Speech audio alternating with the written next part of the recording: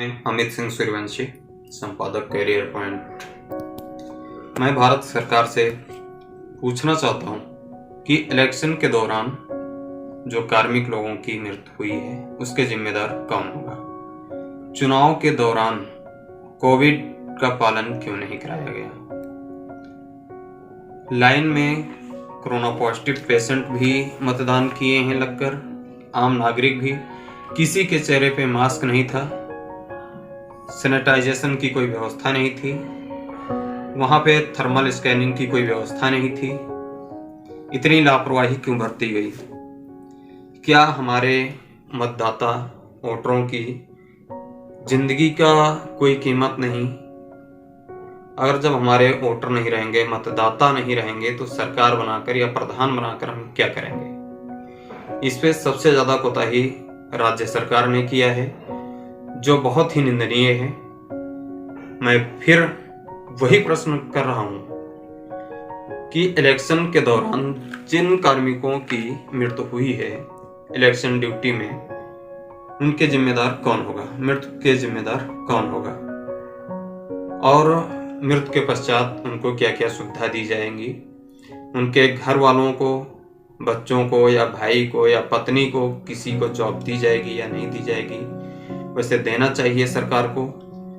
इसके साथ साथ आपको अवगत कराना चाहता हूं, हमारे पास अभी जल्द ही एक सूचना आई है और जनपद जौनपुर का है। नाम स्वर्गीय कल्याणी अरगहरी, जॉब टीचर। मृत्यु का कारण 8 माह के गर्भ से होने पर इलेक्शन ड्यूटी लगी और तमाम पैरवी के बावजूद भी ड्यूटी नहीं कटी। ड्यूटी करने जाना पड़ा और उनकी जान चली गई कोविड पॉजिटिव होने के कारण। और हमने यहाँ बाराबंकी जनपद में जीआईसी में भी देखा, 2-2 माह की बच्ची या बच्चे को लिए हुए नई बहुएं अपने छोटे छोटे बच्चों को लिए ड्यूटी करने के लिए यहाँ पे उसमें आई थी, इंटरव्यू में प्रशिक्षण में आई हुई थी। जब हमने वहाँ पे देखा और कई लोगों से बात किया तो उन्होंने कहा कि सर, मैंने कई बार प्रयास किया और जिलाधिकारी से भी मिले, एडीएम साहब से मिले, पीडी अधिकारी से भी मिले, सभी से मिलने के बाद हमारी जॉब ड्यूटी नहीं कटी। मैं मजबूरन ड्यूटी करने आई हूँ।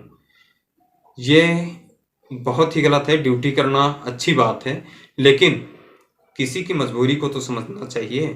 कोई रोग से ग्रसित है, छोटे छोटे बच्चे हैं, कोई पेट से है, गर्भ से है, उसकी ड्यूटी तो कटनी चाहिए। अगर ये आपके घर के बहन बेटियां होती तो क्या करते आप कहते मैं देख लूंगा, मैं तो सरकार में हूँ, सत्ता में हूँ। ड्यूटी उसकी कटती। कम से कम आप अपने भलाई के साथ साथ जनता की भी भलाई सोचिए और करिए।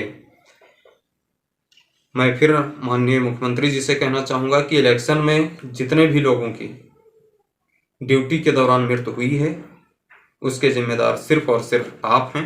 धन्यवाद।